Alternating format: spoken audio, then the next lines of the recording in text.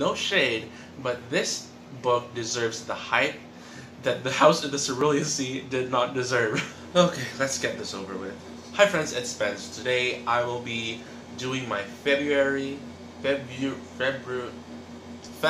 reading wrap up. The past month has been really interesting, both reading wise and just life in general. Also, February is supposed to be the month of love, but I only read one romance book. Anyway, so for the month of February, I read a total of 15 books, plus the one book that I didn't get to talk about in my last wrap-up. And it's been a really mixed bag, you guys. I found a new favorite, but most of the books that I read, I just did not like. This has been like a bad reading month for me in terms of like how I rated books. But in terms of quantity, I read less pages, but more books. So I read, I guess, some shorter books. So the first book I want to talk about is the book that I read at the end of January, but didn't get to talk about in my January reading wrap-up, and that is Autoboyography by Christina Lauren. So Christina Lauren is a writer-duo. They write romance novels, and this is a queer romance novel that follows a bisexual main character, and he moves to Utah, Mormontown, and he basically attends this writing class, and the TA is a closeted gay Mormon who he falls in love with. So naturally, I kind of felt drawn to this story, being a bisexual, also being raised in the Mormon church, but I had very mixed feelings about this book. For the most part, I really loved it. So many parts were very hard-hitting, like they hit close to home. I felt the internalized homophobia that the closeted person was experiencing, and a lot of things about, you know, like the problems within the Mormon church were so on point. But I also felt really disconnected from the story because the Mormon character just didn't feel Mormon. Like, there is a certain culture that Mormons have, and certain just like personality quirks, especially if you've been like really active in the church, that I just didn't see, and so like it just wasn't believable for me. I dare say that this would be like an excellent book if you are not familiar with that background. I think you're gonna love this because I still did. It's just because I come from that background, I guess I know a little bit better like how things work, and I don't know, just a lot of things were not believable. The next book that I read, so this is technically now February, is a book called The Black Pearl by Scott Odell. I've been trying to read more books that have the like Newbery Medal Award, and Newbery Medal, if you're not familiar with it, is an award that is given to like middle grade books that have, I don't know, just like special meaning, or they tackle some really important like social issues or whatever. And for the most part, I've loved most Newbery Medal books that I've read. I believe Scott Odell's more familiar or more popular Newbery Medal book is actually Island of the Blue Dolphins, but I just read this one because it was shorter, and I did not enjoy it that much. I mean, at all, really. It was just really boring. The characters were so bland. It's about this kid who, like, his family are into like the pearling business, so like they look for pearls underwater, and one day he finds like this huge black pearl which could like save his family business, but he just has this feeling that he has to return the black pearl where it belongs. And it just, the story was just like, it didn't give me anything. It didn't give me any emotion. It just like told me what happened, and that was it. The next book that I read is technically a short story, and it's called My Mother's Eyes by Jeremy Ray. So Jeremy Ray reached out to me on Instagram and asked if I could review his book. And so I saw like the page count. I was like, oh, this is short. I'm gonna read it. It's easy. This is about a kid who is coming to terms with the fact that his mother committed suicide, and he's trying to like preserve her memory by like drawing a picture of his mother. But for some reason, he just can't get his mother's eyes right. This is another story that I just felt like super meh about. Like it, I don't know, guys. It's been a bad reading month. It just didn't work for me. I do think that there's a lot of potential to Jeremy Ray's work. I mean, I'm not saying that he's not good. It's just like his writing style doesn't really appeal to me. I don't know. I just wasn't invested in this story at all, even though it was super short. The next book that I read, I listened to on audiobook, and that is The Two Towers by J.R.R. Tolkien. This is the second book in the Lord of the Rings trilogy. Of course, everyone's familiar with it. Comparing this to the first book, The Fellowship of the Ring, I think I liked this book a little less. I still loved it, but the main reason that I didn't give it a full 5 stars was because I didn't really like the structure. So there's like 4 main like points of view that we follow here, because kind of at the end of the first book, like the characters kind of like diverge paths. So we kind of have to like follow them separately now. But the thing is, like, it's like those 4 like POVs, or like, yeah, set of characters, we follow like in separate chunks of the book instead of like kind of interspersing them like throughout the narrative, and that was just kind of weirdly structured to me. It was still good, but it felt like I read like 4 little novellas within one book. The next book that I read is Origin by Dan Brown, and this is the 5th Robert Langdon book. Technically, you can read the Robert Langdon books separately because they're standalones, but we follow the main character, Robert Langdon. And this story is about one of Robert Langdon's former students who has apparently made this huge discovery, like scientific discovery, that answers like 2 of the biggest questions in like religion, which are like, where did we come from and where are we going? So he made this discovery, and he like set up this whole thing to like announce it to the entire world, and he believes that it will pretty much shake the foundations of all religion. But on that day, tragedy strikes, like something bad happens, I'm not going to say what, and that information is not released to the public, and so there's a risk of this huge scientific discovery not being like shared with the world, and so Robert Langdon has to get to kind of like the bottom of it and try to publicize this amazing discovery that his student or former student has made. This being a thriller, because you know the Robert Langdon books are supposed to be thriller, it didn't feel like a thriller. It was a little too, I mean, it was fast paced. There was like not an edge of your seat factor to it that I usually expect from thrillers, not that I've read a lot. So I didn't necessarily enjoy it for that, but I did love it for the themes it discusses, particularly the relationship of science and religion, and these discussions were just really thought-provoking, and I loved it for that. I feel like I read this book at the right time in my life, because I'm kind of in the space where I'm kind of questioning everything and like reevaluating what I believe, what I don't believe. And so I love this book, even though I didn't enjoy it necessarily as a thriller. The next book is also technically a thriller, and this is Grown by Tiffany D. Jackson. Here we follow Enchanted Jones, and she is like a high school senior, and she is dreaming to become a singer.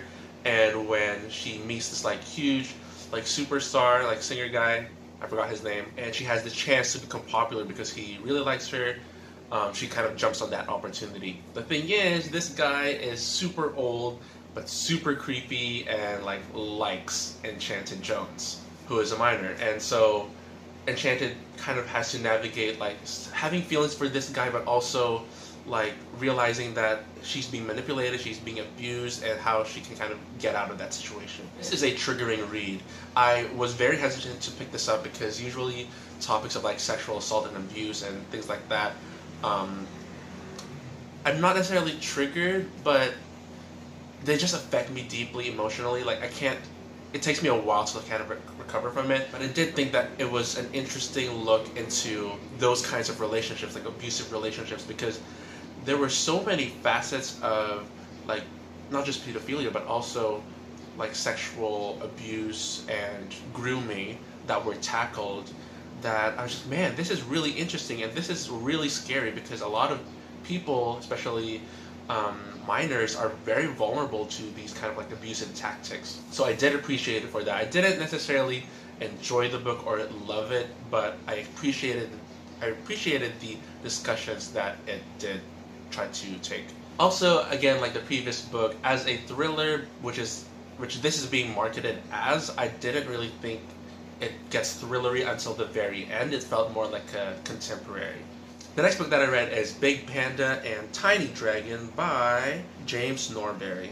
So if you guys have been watching this channel last year, you probably know that one of my favorite books of last year was The Boy, the Mole, the Fox, and the Horse by Charles Mackesy. And this is in a very similar format to that, where it's like just little lines that make you think, like little bits of conversation, and they're accompanied by these beautiful, beautiful illustrations. So that's what Big Panda and Tiny Dragon is. Now, I love The Boy, the Mole, the Fox, and the Horse, but I didn't like this book, really.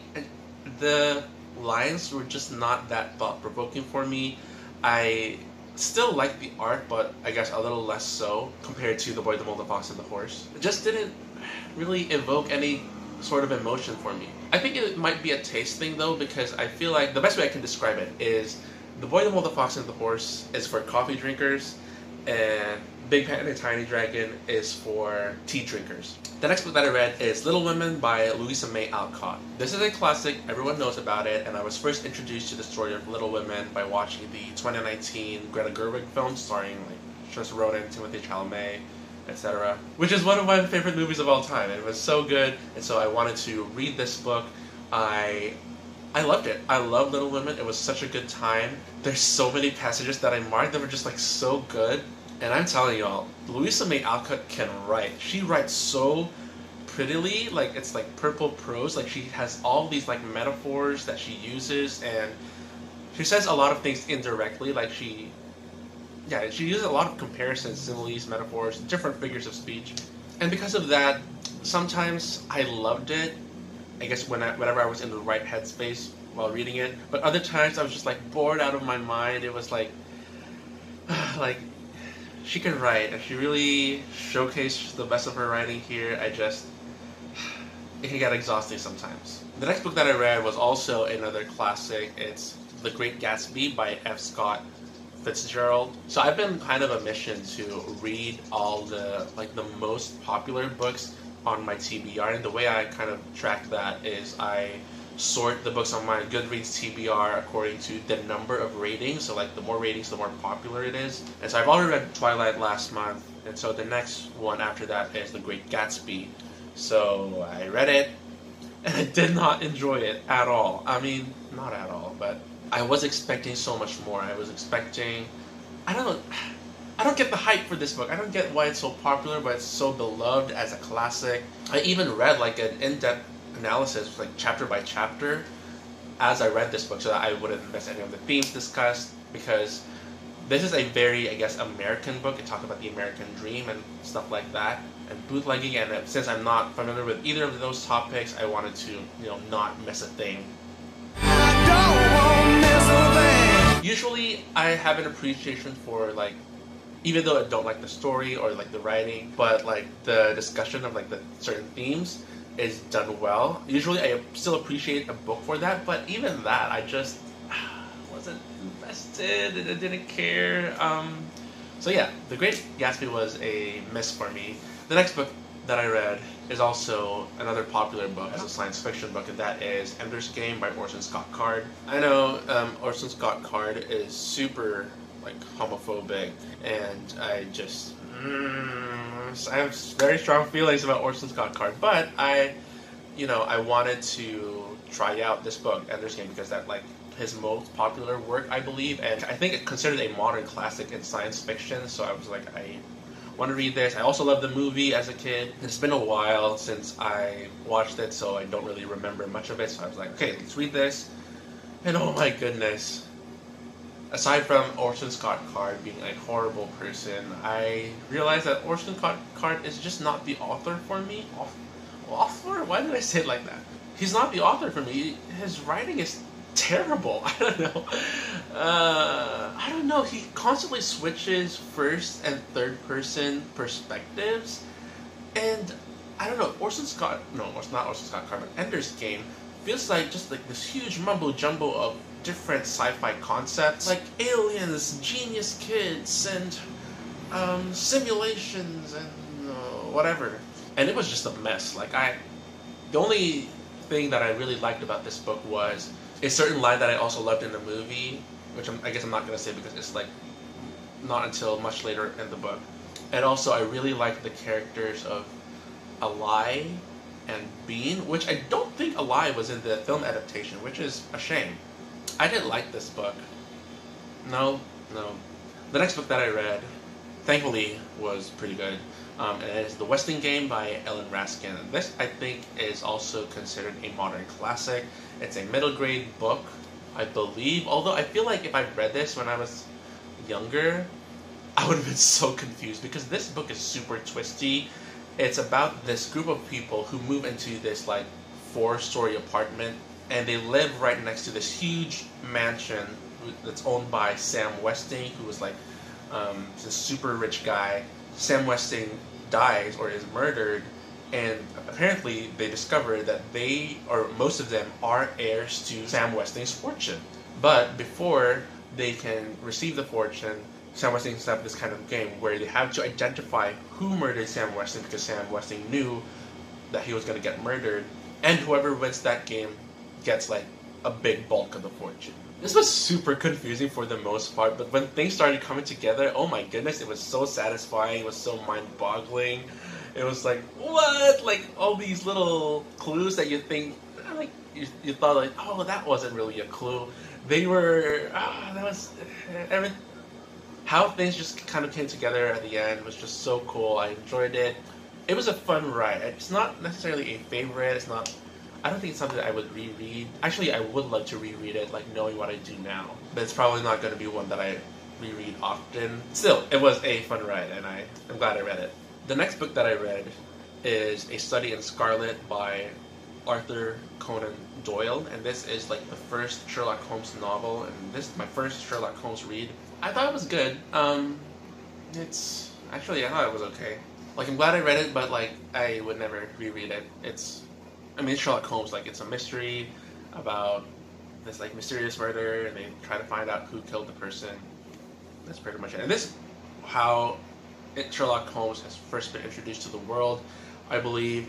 And honestly, if Sherlock Holmes wasn't as popular as it is now, and I just like read this on a whim, I probably wouldn't have picked up another Sherlock Holmes book. It was just like, it was fine.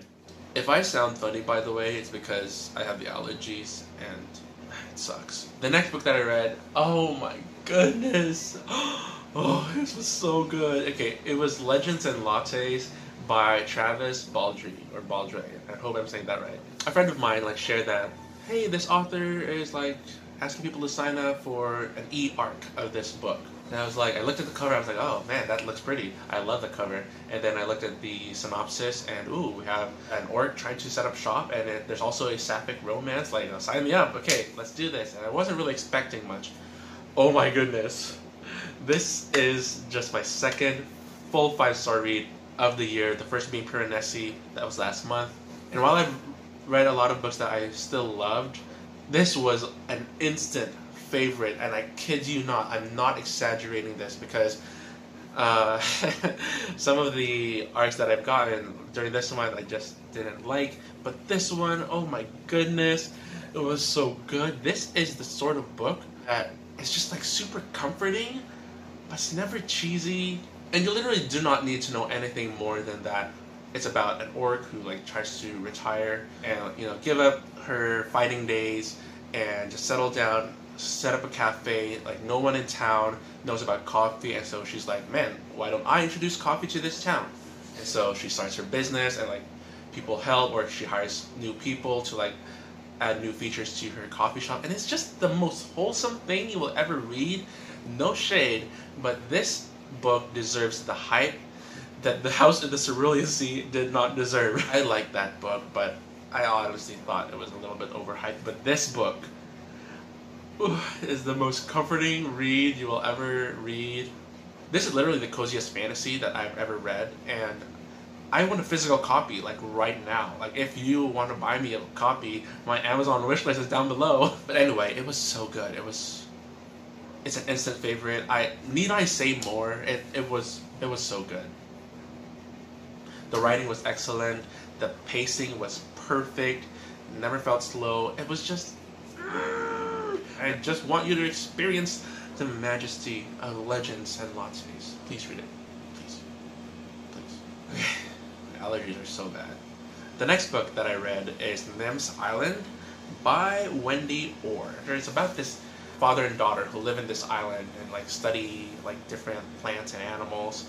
And then one day, Nem, she's the daughter, her father travels off to investigate something out in the sea, and he's stuck in a storm. And Nem, she's like trying to survive on her own in this island, and she gets an email from the author of one of her favorite books, the book that she's currently reading, asking questions about what it's like to live in an island for the next book that author is writing, and them trying to kind of guide the author on how things work, while also still being super worried about her dad who's like stuck at sea.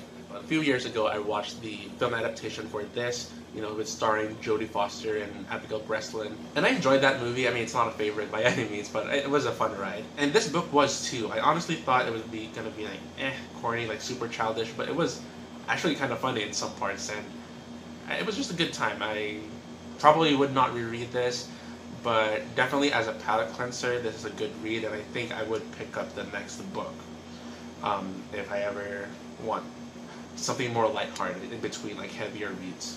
The next book that I read is technically not a book, but it's on Goodreads, so I count it. This is a one-act play, and this is called Trifles by Susan Glaspell. Apparently, a lot of schools use this as reading material, to study and analyze.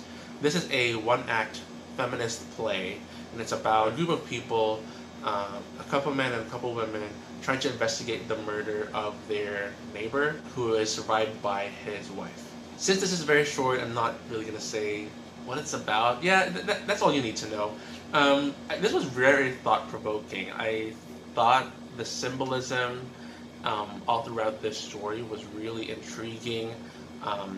It's really thought-provoking. It's really good for discussion, and I get why a lot of teachers kind of use this for discussion about feminism in their classes. The last book that I read for this month, technically I think I might finish my current read for this month, which is The Ocean by the End of the Lane, but I just started it, so I can't really talk about it in this wrap-up. But the last book that I read was also another art. This is my third review copy of this year.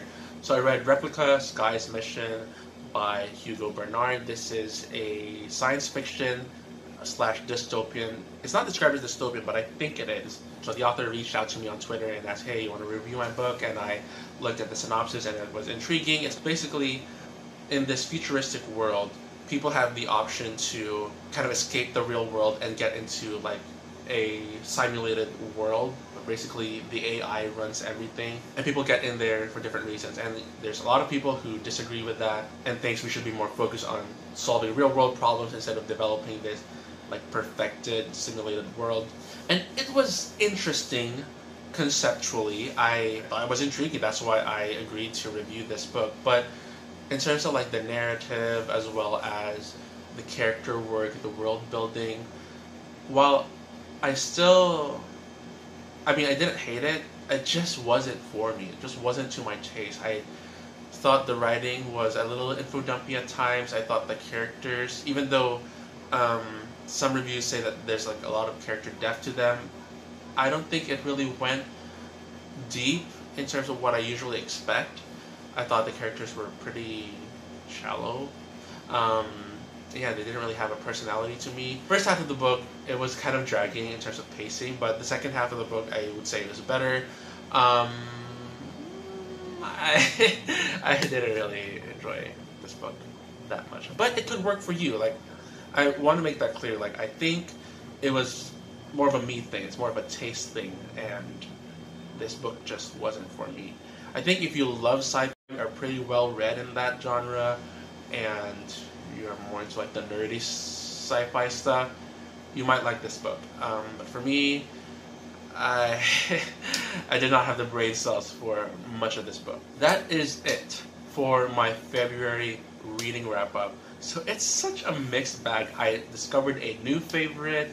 I loved a few books, but overall it's been very mediocre, not so good reading month, honestly. So here's to hoping that the next month is gonna be a lot better. That is it, you guys. I am exhausted and the allergies are bad, so thank you guys for watching. Don't forget to subscribe, like this video. Please comment down below any of your thoughts about any of these books, and I look forward to seeing you in the next one.